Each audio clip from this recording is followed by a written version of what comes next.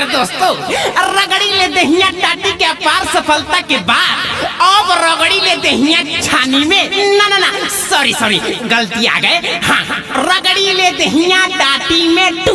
जी हाँ मेरे दोस्त, साजन मेरा उस पार है, अब मिलने को दिल बेकरार है। और मेरे दोस्त, लड़की छोड़ के भाग गई, अब घंटा डोलाने के लिए तैयार है। जी हाँ मेरे दोस्तों, अब आप भी दिल थाम के बैठिए और अमित पटेल के टूटे हुए दिल का दास्तान उनके हिस्सों मधुर आवाज में सुनिए। तो आइए खेला को चालू करते हैं। म्यूजिक। दिल लेके भागा जाइया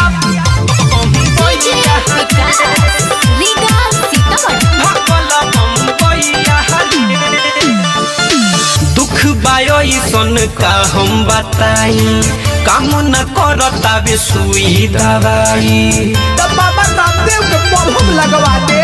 अरे दुख बायो सन का हम बताई, काम न करता बे सुई दवाई।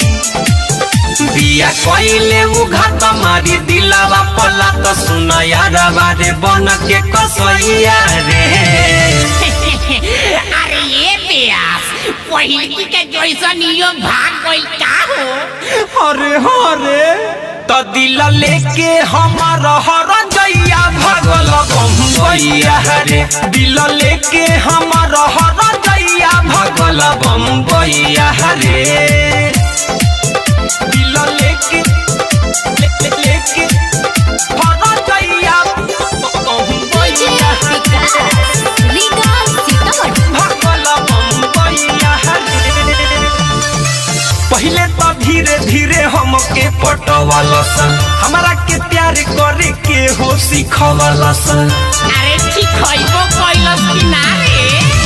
पहले तो धीरे धीरे हमके पटवालस, हमरा के प्यार करे के हो सिखवालस।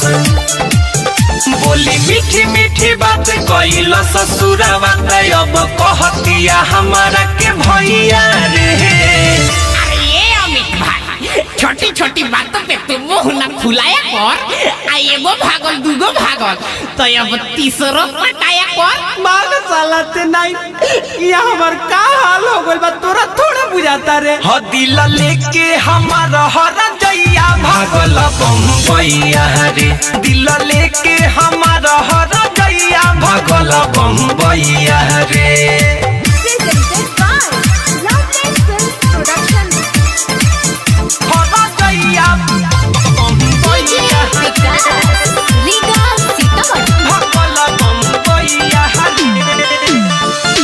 सीना के ऊपर या भीतर दुखाता, आवता याद जब तबे भभाता। अरे तो जाली लोशन लगाओ, लहर कम होई। सीना के ऊपर या भीतर दुखाता, आवता याद जब तबे भभाता।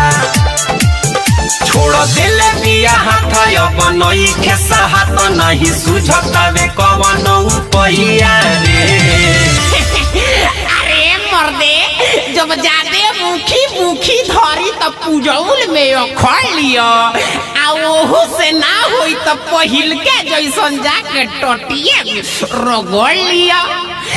भाग साला ते नहीं, ओहू में रगड़त साला वो टूट गइल बा।